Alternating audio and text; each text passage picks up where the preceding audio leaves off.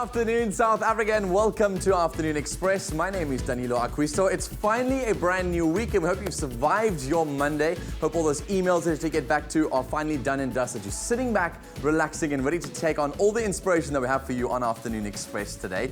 We featured two women who are here to share their stories of survival. First up is Lynn Forbes, who is a motivational speaker and entrepreneur, and happens to be the mother of hip-hop heavyweight, aka, and she speaks out against sexual abuse that she endured as a child. Then later we feature Sara Jayne King, who is a renowned radio personality on Cape Talk. Love listening to her. And she recently penned her debut book called Killing Caroline, which is a memoir of what growing up was like for her as a daughter of an illegal affair during the apartheid era. Today on social media, we're going to be asking you the question, in your experience, what practices have helped you to get through difficult challenges in your life? You can share them with us and what you've learned and how you've managed to cope and heal. And don't forget to use that hashtag Afternoon Express. That post will be on Facebook, it'll be on Twitter, as well as Instagram. We love hearing from you on the show, and we're reading through all of those comments throughout the show today. So get tweeting right now. It's also all about the food on a Monday afternoon, and I'm feeling starving, and I hope you are too. Clem's got one of our favorite dishes together. It's a mac and cheese. Mm-hmm. So last week we taught you how to make the humble cheese sauce. Yes. Today I'm going to teach you what to do with that. So we're going to make a deliciously cheesy mac and cheese. Yum. And last week was so much fun with you guys all commenting on all of the cheesy jokes we're making on the show. So please, if you have cheesy jokes for us to share with our mac and cheese, we'd love to hear them. Hashtag Afternoon Express. Let's get the show started on the couch. Hi, welcome indeed. Thank you so much for joining us. Hope you had a great weekend. I'm Bonnie Mbuli. Now, we're joined first up today by an incredible woman who's been holding on to a childhood secret for 38 years. Lynn Forbes is an inspirational speaker, motivational speaker, and entrepreneur. And as a child, she was sexually abused by someone close to her family. And now she's built up the courage to speak out and be a voice to children and both men and women out there who have been through similar experiences. Welcome to the Loft, Lynn. Lovely to have you with us. Thank you so much for having me. Absolutely. So, Lynn, you've held on to this secret for 38 years. Yeah. Can a secret like this be kept, or does it get bigger and bigger and bigger until you actually have to tell it? I guess some people do keep it, but for me it grows and it starts suffocating you. So for me, it was a process, and it takes, as you know, for me, it took 38 years. It takes time, and sometimes you kind of forget about it, and you put it on the back burner, but it keeps on coming back. So for me, it came to haunt me, and I had to start speaking about it. Plus, you're almost like a fugitive of the secret, right? Yeah. Yeah. Absolutely. So tell me about that dichotomy between this abuse happening to you when you're younger and you not actually realizing that it's actually dark and it's sordid and it's going to come back and be a painful memory later. And that moment when you're an adult and you look back and realize that that shouldn't have happened. Yeah. When was that moment, and how did you straddle those two realities? So I think as an 11-year-old or 10-year-old, I can't even remember exactly whether it was 10 or 11. It was so many years ago. But at the time, you have to remember this is somebody that your family trusts, is a friend of your parents, and you don't necessarily know immediately that it's wrong for a few years. So it didn't come to me as an adult, but I think into my teenage years, or probably, I was already 11, but I guess into my high school years, I realized that this wasn't right. You know, there was something that was wrong about this, and you start thinking about it, and it takes you back there, and you know that something was not right about this. This person might have said, I love you and I care about you, but then you realize this person actually has violated you. Absolutely. And obviously you were carrying on with your life, you got married, you had children, but when was this memory rearing its ugly head, and how? And what were some of the triggers that would take you back to that place? Okay. The triggers are always there. So for me, the triggers have been because the abuse started just before my 11th birthday or 10th birthday. It was in July. It was cold. It's winter. So, and it was early in the morning. My parents had just left to go and visit my sister, who was studying in Bloemfontein at the time. And so when this person came into my bedroom, it was dark. So for me, the dark has always been a trigger. You know, when I'm alone in a dark space, that was always a trigger. The facial features this person had, or has, that person is still alive, has really small kind of eyes, and something like that will be a trigger. Or in my bedroom when he came in, because it was cold, there was a 2-bar heater, you know, those old 2-bar heaters. Right. And the smell of that heater, if I encounter something like that, it brings back that memory. yeah. And then I had my little doll, Jody, my little confidant, that I spoke to. And so a little doll, small doll, white, blue eyes, always triggers those kind of memories for me.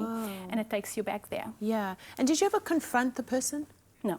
And I would never want to. You'd never want to? It's not in my interest. No, I have made peace. I have forgiven myself, because you actually blame yourself for many years for this, because some part of being sexually abused as a child, or I guess at any point in your life, unless it is real violent sexual abuse, you have to understand that being human, you actually enjoy some of it. Right. It can be, some of it is pleasurable. So when you realize that it was wrong, you actually start blaming yourself.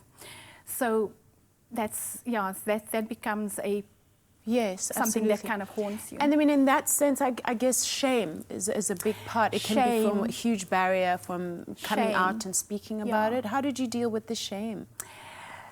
It all comes with so there's a process. For me, later on, which is really recent, in the last 4 years, 5 years, I've worked through a process of learning to love who I am, because at some point you don't love the person you are, because there's so much shame and blame. Yes. So when you start working through that process, you realize that I have to forgive myself. And once you start doing that and forgiving yourself and learning to love who you are, you deal with the shame, because you realize that what happened doesn't define who you are. Yes. You know, Yes. it doesn't make you who you are. This was somebody else's horror. Absolutely. And you have to give it to them and let them own it. And whether they ever forgive themselves or deal with it, that's not your problem anymore. Yes. And then you can only move on with your life. Now, I'm not saying that is true for everybody, but that's my story. And that is how I had to, or what helped me deal with the shame, the blame, and all of that. Yeah. And yours is a prominent family. Yeah. For many reasons. Yeah. And when you were coming out, did you feel a guilt about telling the story, and maybe feel like this would burden your children or some members of your family in ways that you didn't want them to? Although you wanted the freedom and the release that would come from sharing the story, were you afraid? Terrified. It's a huge thing to do, to come out with, number one, after so many years, number one.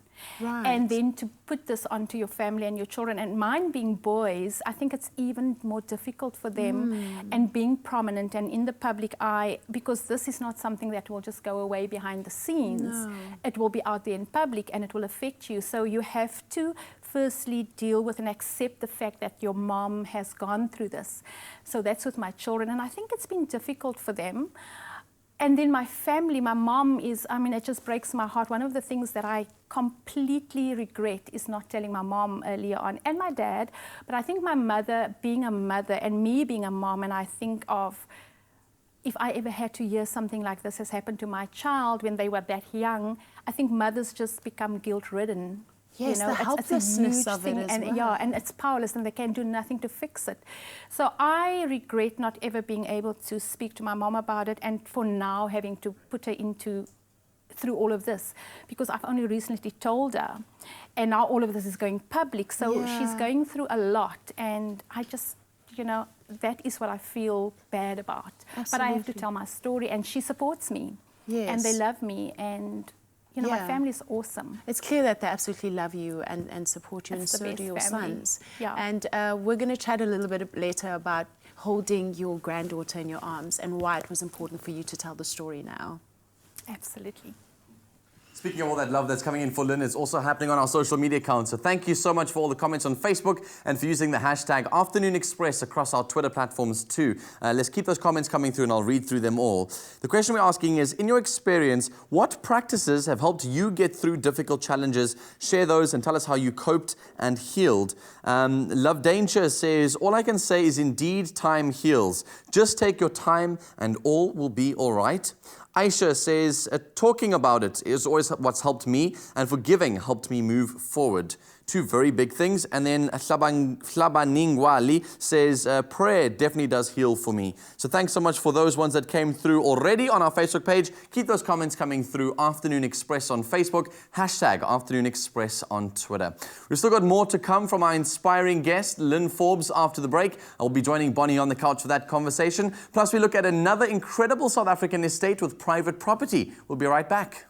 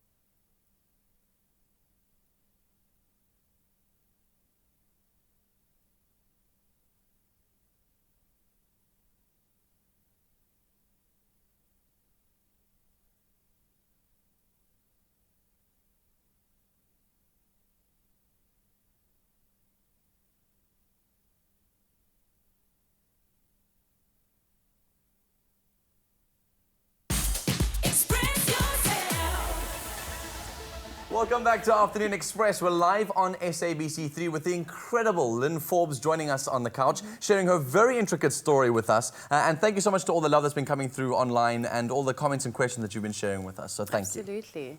Now, Lynn, you talk about the moment when you were holding little Cairo, your granddaughter, in your arms, and you knew that part of the reason why you had to tell the story was for her. Probably most of it was for her because, so as the journey, oh baby. She learned to part from you. That counts.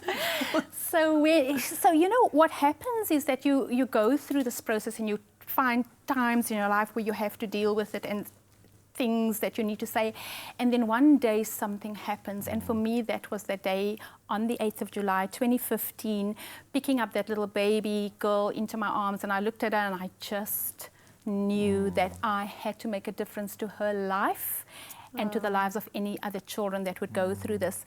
And I had to tell my story. So that was a defining moment for me. It was the start of getting me to where I am right now. Absolutely. But what happened at that time also was that the press were very much focused on what was going on between Zinhle and AK at that time, and it was a very sort of trying time, I suppose, for you as well, because this was now where you started to now reveal your secret, and then all the attention was moved sort of across to, and how do I heal now? How do I heal with all this attention, with, you know, the stories being twisted? What was going on with your life at that time? So for me at that time, I had to focus on me. And yes, there was a lot going on, but I was in that was for me the biggest part of my healing process. I had made a decision, and once you make this kind of decision, you get thrown completely back into at that point 36 years ago, and you relive all of that. So I was going through my own internal turmoil, and to be honest with you, I became selfish about it. For me, the focus was on Cairo, she was a few weeks old, me going through what I was going through, and my focus was completely on myself and that baby, and I looked at it and I thought, you are adults, you need to deal with your lives. I cannot at this point in my life give you anything. And I think that's where where the misunderstandings happened in terms of where I was and who I'm siding with and not siding with. To be honest with you, I couldn't think about it that much. Of course, I thought about it, and it was there in my kids, but it was really about me finding a way forward for me. Yeah. Tell us about the Zanzibar trip. Okay. And the straw that broke the camel's back. Yeah. The Zanzibar trip was so. Okay, let's start 2015 in July. Cara was born. I made some decisions. Things happened in our lives, and the next couple of months until April, May 2016 was just a time of, I don't even know how to describe it. It was tough.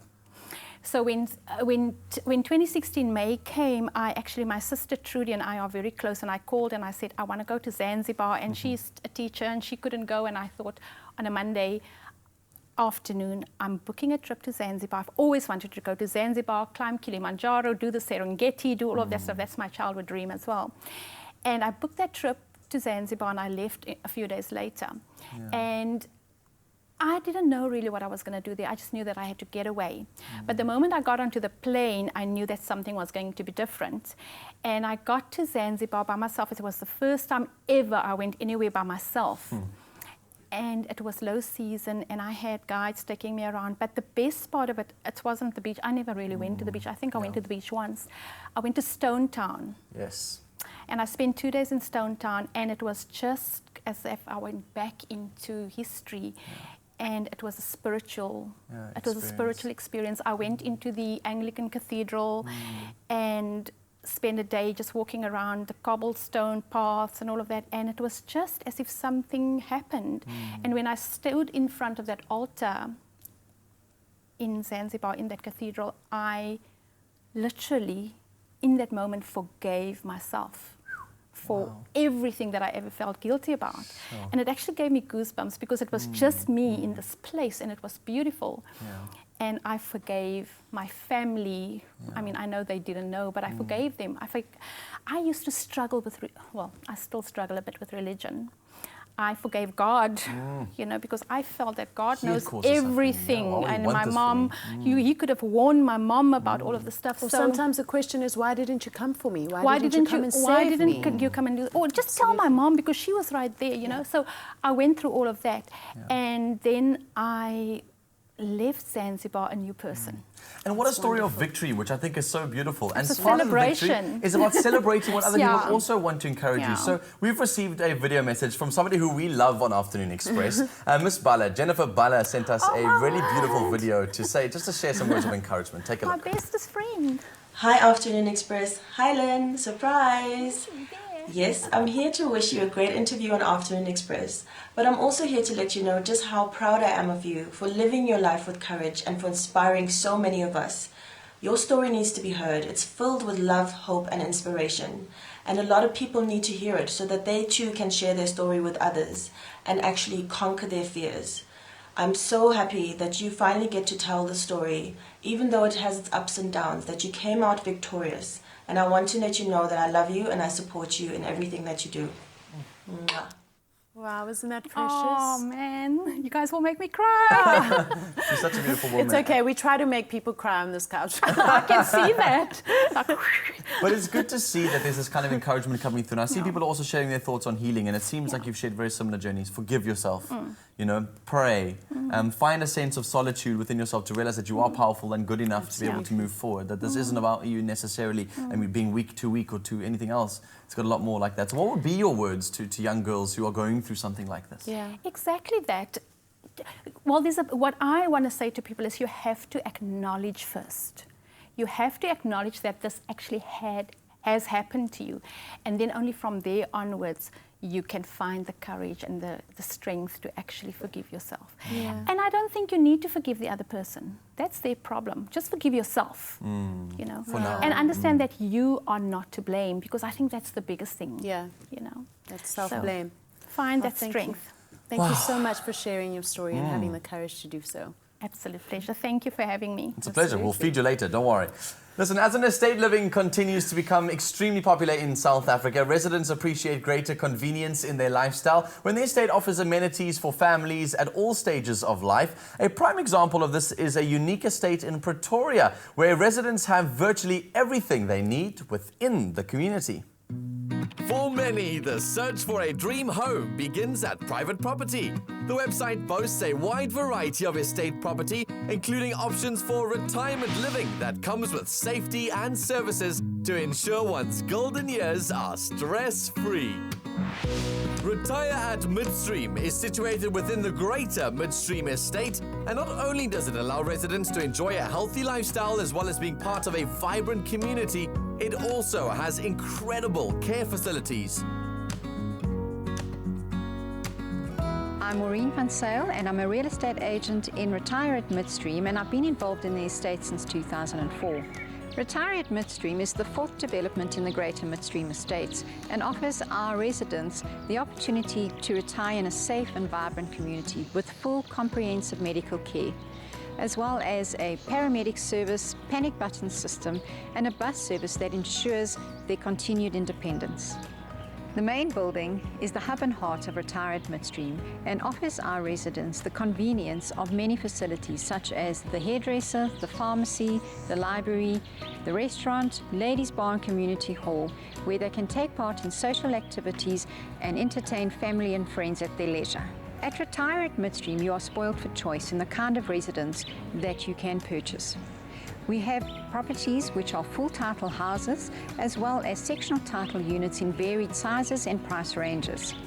When retiring here with us, you are able to regain freedom of movement within the estate that offers you opportunities to shop, exercise, socialize, and really enjoy your retirement in a safe environment. I'm Dr. Mario Greiling. I'm one of the medical practitioners at the Midstream Medical Center. I've been in the area now for 11 years. What attracted me to the area initially was the lifestyle that you have here, the security, the prospect of private schools that's been built, shopping complexes, the greenbelt areas. It's just a lovely environment to stay in. And then we have top-notch medical facilities in the area as well. We've started with a medical practice 11 years ago, which is a multidisciplinary practice. In the practice we have GPs, dentists, physiotherapy, we have x-rays, we have lab, as well as an audiologist. So we provide quite a comprehensive service to the residents on primary healthcare level. We also have a frail care facilities where we take care of the elderly, and the frail care facilities we cater for independent living, assisted living, as well as full frail care facilities. In summary, we've got the ability to take care of a patient of any age, from the young ones till the elderly. We've got all the facilities to take the appropriate care of them. Should there be any emergencies, that before they can get to the appropriate facility, they could call the paramedic on a 24-hour line. To my knowledge, there's no other development like this in the country that's got this level of medical facilities. That's why I would always choose to stay in Midstream. Situated in the leafy suburb of Centurion East, Midstream Estate boasts a village-like feel with an incredible array of amenities, from education to recreation, for residents to enjoy. I'm Graydon Petzer. I've been living in Midstream Estate for the past 11 years. The estate was established in 2003, and up to date there's about 5,000 families that live within the Greater Midstream Estate area. The reason I stay in the estate is for the whole family life that the estate provides us, and also for the schooling and all the facilities that are in the estate. I have a 5-year-old and a 3-year-old son that attend the pre-primary school at Midstream College. Thereafter, they would go through to the primary school and then eventually end up at Midstream College at the high school itself. There is a 5-meter double security fence that surrounds the whole estate that is also electrified, and this obviously gives us peace of mind enjoying all the facilities within the estate. Outside of the biometric finger access control and the security fence, there are 24-hour roaming guards. There is even a helicopter that is utilized throughout the estate. Some of the other facilities include a grocery shopping center, 5 restaurants within the estate. There is 2 petrol stations within the estate. There is even a vet, indoor bowling area. There is tennis courts, squash courts. There's even a fishing club with a number of dams where you can enjoy some fishing. Overall, living in the estate provides my family and I the lifestyle that we enjoy with all the facilities at hand, and often leading to us not leaving the estate within 2 weeks at a time. My name is Ananda Duplessis. I've been in the real estate industry for the past 12 years, and I'm a specialist in midstream since 2005. People buy into midstream estates for their family, for the lifestyle, for the security, and everything and all the amenities that midstream estates has to offer. Types of properties available in midstream estates is townhouses, family homes, and of course double-story mansions. So we have townhouses, and those price ranges start at about 2 million rand, and also full title homes on their own stand. Average price range is about 3.5 million, and then we have homes up to 15 million rand. Even if buyers are a little bit hesitant to buy in tougher market conditions, they will definitely come to midstream estates if they want to buy their dream home. To enjoy a country feeling with a relaxed lifestyle full of convenience, explore the idyllic midstream estate at privateproperty.co.za. There's a home for everyone at Private Property. And if you're loving the estates, then you'll love what's happening at the Eye of Africa. And you guys will get to check out all of that action happening on Friday afternoon, 4 o'clock on Afternoon Express. For Win a Home on Afternoon Express, there's drama this Friday. That's all I'm saying. Listen, on our Facebook page, we're asking you the question about how you cope with healing. And what practices have helped you get through your difficult stages in your life? And how have you coped and managed to heal? And a lot of you are talking about how writing has helped you do that. Or putting down your feelings or speaking out. So please, speak out on our Facebook page. We'd love to hear from you. Charlton Wingrove says, for me, writing my feelings down after my ordeal in 2012, it made it a lot easier for me to cope. Since then, I'm always looking back and thinking, how did I make it all this way? All will be well in time. So thanks so much for that comment. Oratile says, I'm used to being alone, so getting through difficult times is a routine for me. Because I have to talk to myself, relieve myself, and encourage myself to move on, mostly I listen to rap music for the positive messages to help me overcome the situation. And Busi Yankee says, speaking up even though it's difficult really helped. It made me realize that I wasn't the only person going through such, and talking to people who had similar stories to tell helped me heal also. Really, really awesome perspective. So thank you so much. Keep those comments coming through, but you can also tweet us, #AfternoonExpress. I'm reading through all of your comments on social media, so keep them coming. Coming up after the break, we head to the kitchen to make one of my absolute childhood favorites and adult favorites, mac and cheese. But Chef Clem says this one is the creamiest and cheesiest that you'll ever try. So if you have a cheesy joke, use this ad break to send it to us using #AfternoonExpress. We'll be right back.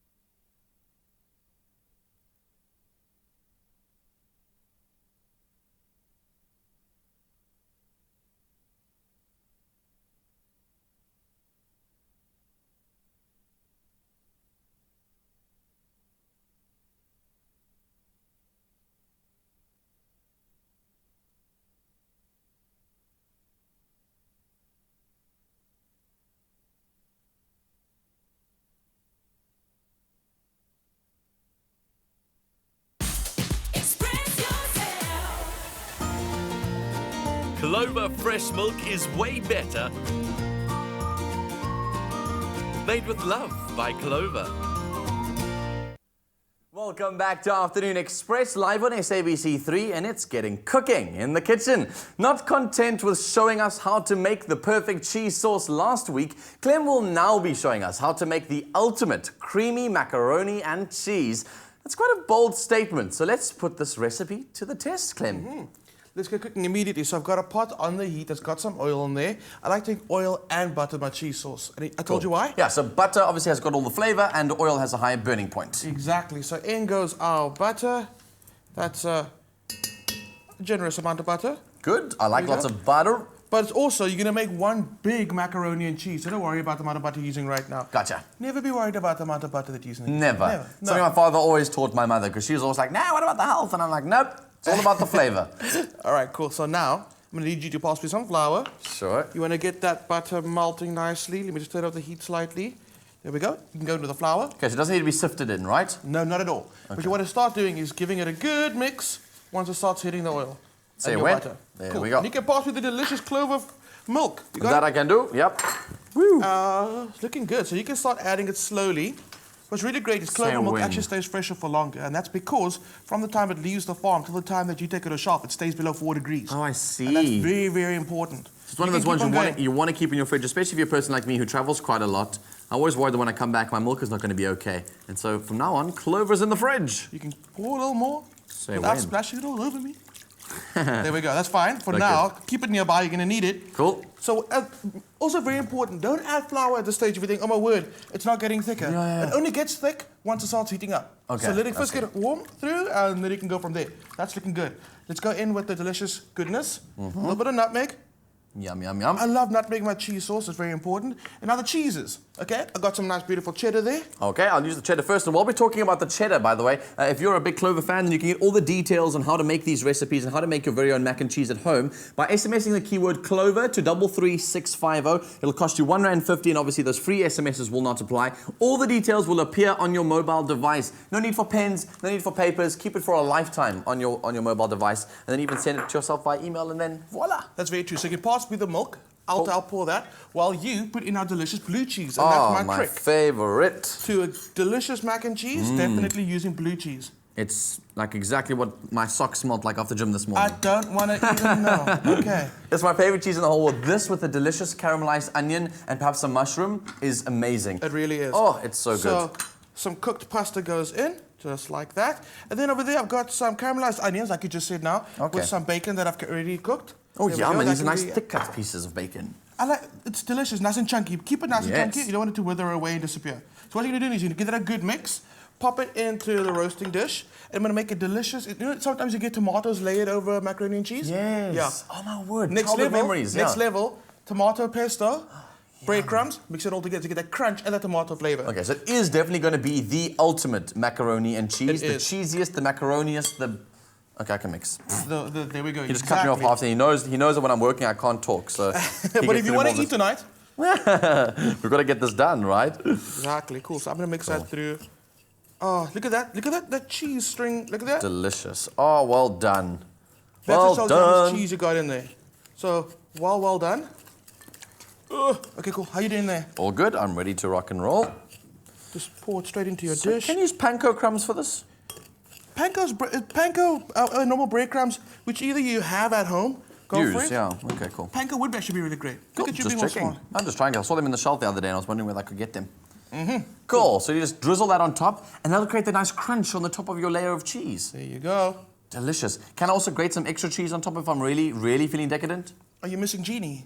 Absolutely. The more cheese, the merrier. All right, it's as very simple as that. That goes into the oven at what temperature? 180. 180 degrees, and then voila, it'll turn out looking something like that one we got prepared over there. So if you guys missed any of the details, perhaps you've just tuned into the show and want to make the cheesiest, macaroniest cheese you've ever had in your life, check this recap.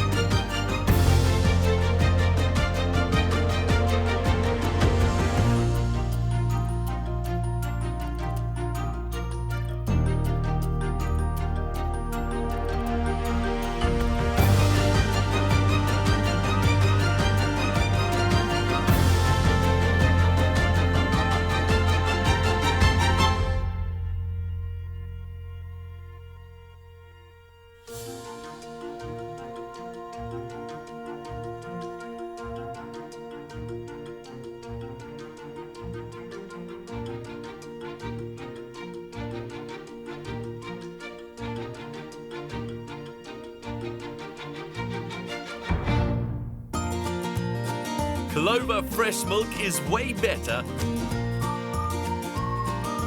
Made with love by Clover. As if how delicious this recipe was enough to motivate you, that epic music behind that recap was really making us feel in the mood. Hey, listen, Lucky, thank you so much for your tweet. I saw it come through. He was saying that all the food we make on Afternoon Express makes him very hungry. Don't worry, we're in the same boat. I have to wait till the end of the show too. Now listen, Winner Home, SA's premier interior design reality competition, is proudly brought to you by Private Property. If you vote for your favorite design duo, you could win incredible prizes in the bi-weekly giveaway. The latest prize up for grabs is a Grower Smart Control rain shower system valued at 11,000 Rand. So get your entries in now and stand a chance of not only winning the bi-weekly prize, but you can also automatically be entered into the grand prize, a home of your very own at the Eye of Africa Golf and Residential Estate. This estate comes with finishes by Plascon and Caesarstone and premier appliances by Grundig to the total value of, listen to this, we make you a millionaire. 3 million Rand. Take a look at how to enter. This is your chance to win the home you've always dreamed of. SA's favorite interior design reality competition, Winner Home, sees 3 design duos transform empty spaces into lavish homes. And one of them could be yours. To enter, visit privateproperty.co.za and vote for your favorite design duo. Put yourself in line to win amazing prizes in the bi-weekly draw and automatically be entered for a chance to win the grand prize, your choice of one of 3 fully designed homes in the Eye of Africa Golf and Residential Estate in the south of Joburg. The finished property will include luxurious finishes by Plascon and Caesarstone, as well as premier home appliances by Grundig, with a total prize value of more than 3 million Rand. Competition details plus T's and C's can be found on the Private Property website. Watch the breathtaking properties come to life as the design drama unfolds and stand a chance to win the biggest prize on South African television, your very own dream home. So we'll see you on Friday for more of Winner Home on Afternoon Express. Let's focus our attention back on today's show. We've got 2 inspiring women joining us on the show today who have all gone through quite a lot in their lives and have learned ways to be able to cope with that healing. And so you guys have been sharing your stories with us about how you heal and going through traumatic experiences in your life. Sally Spectra on Facebook says, I used to cry a lot day and night. Then I made a decision and started talking to myself and seeing things differently, praying every second I get. God is amazing, works in mysterious ways and times heals. Today I look back and I'm proud of my journey. And then Sara J. Hayes sent a very lovely comment. Thank you. It says, I was never counseled, but now years later, after a traumatic childhood, teen years and what followed up until now, I sit and write in poetry style everything that has happened to me. I have sold a few poems and 3 exercise books full of me. That has been my psychoanalysis. So thank you so much for these comments and for sharing your messages of healing. Perhaps you've gone through something in your life, or perhaps are going through something and want to find ways for yourself to cope. Reading through all these comments is a great way to learn other lessons. Alternatively, after the break, we meet our second inspiring guest for the day. She's a renowned journalist and radio presenter, but growing up was never easy, being the daughter of an affair that went against the apartheid law. We sit down with Sara Jayne King after these.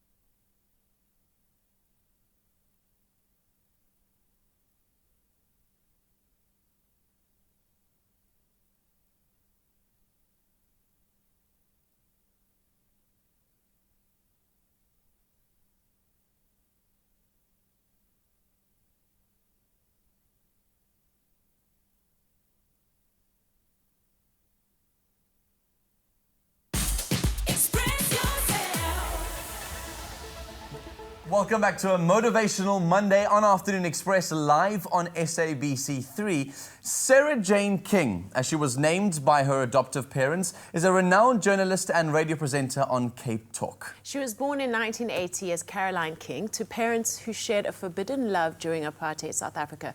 Her mother, a white British woman, and her father, a black South African man. Now, she's just released a memoir titled Killing Caroline, and she's here to share her story, and it is quite a story indeed.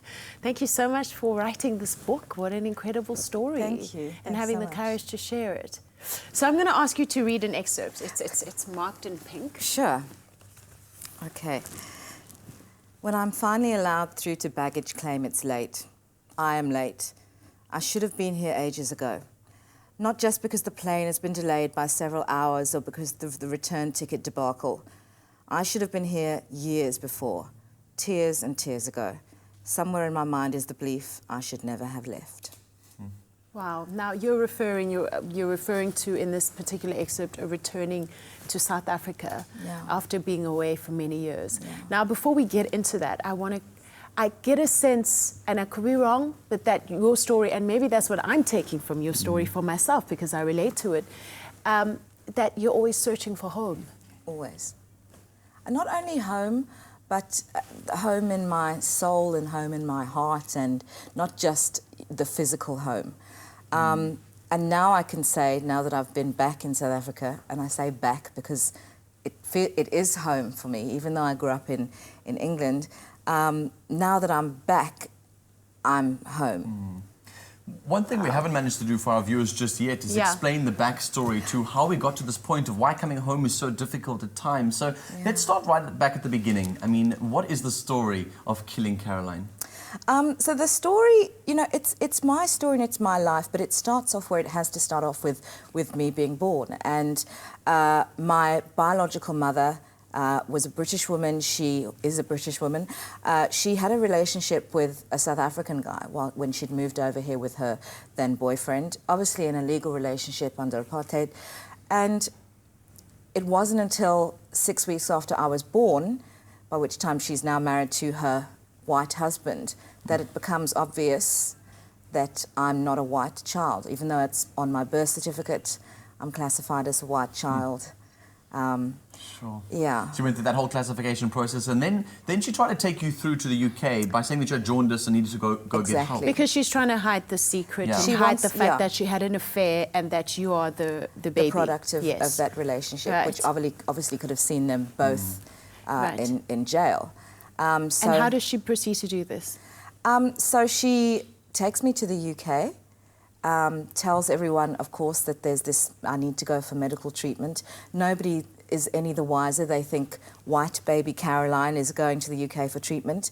And while she's there, she has me adopted by a British couple, returns to South Africa and tells everyone the baby died. Hence Killing Caroline. Hence Killing Caroline. Take us through the relationship with your names. The name you were born with, the name you later changed to, and of course, Caroline. Yeah. So Caroline, I always knew that there was this child, this baby called Caroline. And in some way I knew that I had a claim on that name, but I never fully understood how. And it was funny when I was really small and people would say, "What's your name?" And I would say, "Sara Jayne King, Caroline Mary." And I would give my name that my adoptive parents had given me, and then I would give my biological, the name that I was given at birth. Because every name was a chapter, so to speak. Everything, and I was confused. Yeah, I was confused. Did you try and make contact with your biological mother? Because when I was reading through the book, I realized there was a lot in that connection that you tried to make with her. Yeah, I did. You know, and she wasn't and hasn't ever been. That's not something that she's wanted to do. Did she say that explicitly? Very, very explicitly. I read that letter she wrote back to you. What a harrowing letter. She basically says, don't get in touch with me again. What happened, happened, and I let go of it 21 years ago. How did you feel? I felt like she was saying to me, "You're the worst mistake I ever made." I was devastated. I was destroyed. Wow. Could you take us through what you describe as the primal wound? Yeah. So this is something that adoptees, we talk about in the adoption triad, in the adoption world, and adoptees particularly, that the primal wound is that feeling, very often, particularly if you're taken as a small baby, as I was, it's a pre-verbal communication that is inherent in you as the child, the baby, that you are being rejected by your biological connection, and the mother connection. You don't have the same thing with the father. It's the thing of you are born unto this woman, and you are biologically being rejected. So it's almost like people have described it as a chemical thing. Yeah. So it doesn't really matter what happens. It doesn't matter that I went to a loving family, because the primal wound was there, and until I realized what it was, until I looked at it, until I got help with that, it caused a whole load of destruction. I happen to be an adoptive parent, and I want to make sure that I can help my child through that primal wound journey. How do we do that? You listen. You listen, and you don't, and people keep asking me this. People who've read the book, a lot of adoptive parents ask me this. And I feel a sort of pressure, but all I can say is that in my experience, I never had words for what I was feeling. I never spoke to other adoptees until I was much, much, much older. If I'd have had older adoptees to speak to who could have said, I have this feeling, and I could have said, I have that feeling too. Yeah. But from the point of view of my parents, if they'd listened, all the time that I started acting out, when the eating disorder started, when the drugs and alcohol started, when the self-harm started, I'm aware that you can probably see my scars on my arm. When that all started, it wasn't because I liked to drink and I wanted to be thin and I wanted to cut my arms. It was because of the primal wound. Does it ever heal? I don't know. I mean, I'm 30-something now, so we'll see. It certainly has got better for me because I've recognised what it is. I've recognised what it is, and you've called it by name. I've called it by name, and Yeah. I've also come to realise that the rejection from my biological family, which has kind of gone on, it wasn't just one letter, there's been a whole sort of series of things, that doesn't define me. It doesn't define me. And so really the book particularly is about killing Caroline, finding Sara Jayne. That's incredible. Sure. Amazing, amazing, amazing stories to be shared on Afternoon Express. Share your thoughts with us. Hashtag Afternoon Express on Twitter. We'd love, love, love to hear from you. We must take a short break, but when we come back, more of the inspiration on the show.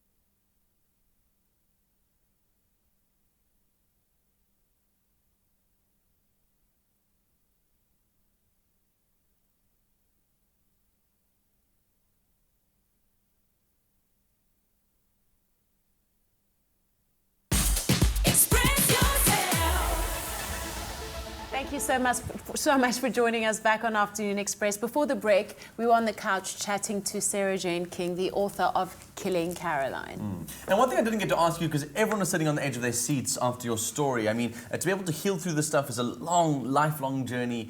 But to perhaps parents who have adopted children, parents thinking of adopting children, and children who have been adopted and have got this primal wound, what are your words of wisdom? To children who have the primal wound, seek out people like me, because we're out there now more than we were.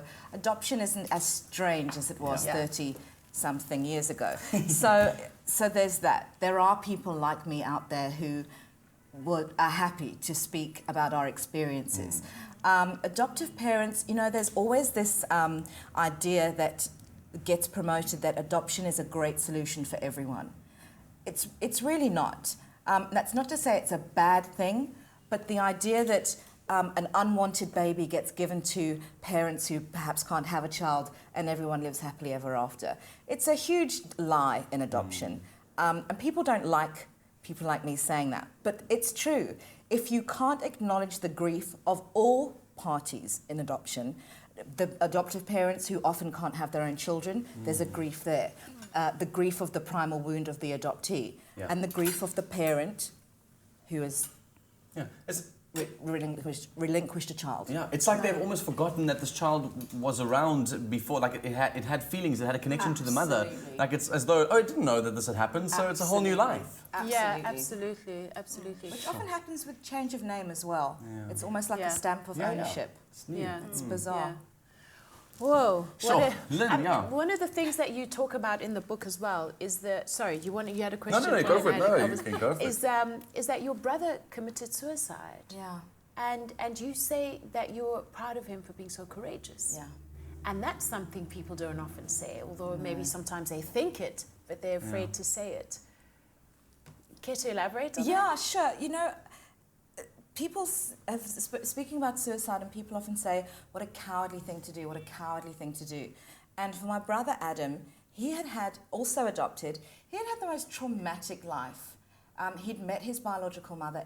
You read about it in the book, it was the most traumatic experience for him. He was 14, he wasn't counselled, he disappeared off and found this woman who was, you know, she was not the fairy tale that he had imagined. And he also, like me, battled alcoholism, drug abuse, and the primal wound. For him, he never got as far as I got. He didn't get the help that I needed. Yeah. I believe that his future was only ever going to be a really bleak one. Wow. So, and I think he knew that. And, yeah. Right, I hear you. Sure. Yeah, Lynn, obviously listening to all of this and of your personal journey as well, there's just so much probably running through your mind. Any final words before I have to say goodbye? Yeah, I just realized that our stories are so different, but so similar, because I think the emotional baggage that we carry are also similar. Yeah. True. Yeah. Well, listen, I know that everyone's been sharing their stories of healing on Facebook, and it's been really cool seeing all those stories. Please go read them and continue to share those with us. I know, besides, I know it sounds terrible, but I love, like, comfort is like one of the biggest things. So family and food are like a great way to kind of say, like, just this moment is okay. Yes. All right? So should we eat some mac and cheese? Nothing is comforting as mac and cheese. Can I have your bowl? Ladies, thank you so much for joining us today and sharing your inspirational stories. We've really been encouraged. Thank you so much. Really heartwarming. The excitement going to continue tomorrow on Afternoon Express, so obviously make sure that you guys tune in with us on Afternoon Express tomorrow. It's going to be epic. Absolutely. Now make sure you join us again tomorrow. Who's on tomorrow? Cook along. Yes. Who's cooking along with us tomorrow? Jeannie's going to be back in the studio, which is really cool. If you guys have been following her Insta stories, my word is she had a holiday. Musa Sekwene is joining us. This is going to be absolutely awesome. Platinum selling artist is going to be here. Head over to our website, afternoonexpress.co.za, for the recipe and dinner. Cook with us the dinner live on air. Bye-bye. Have a good night. See you tomorrow.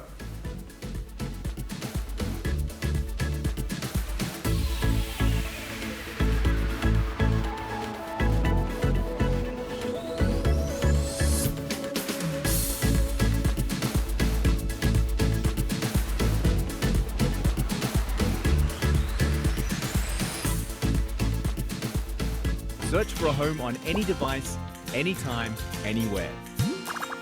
Private Property, a home for everyone. Afternoon Express, made with love by Clover. Another feel-good production.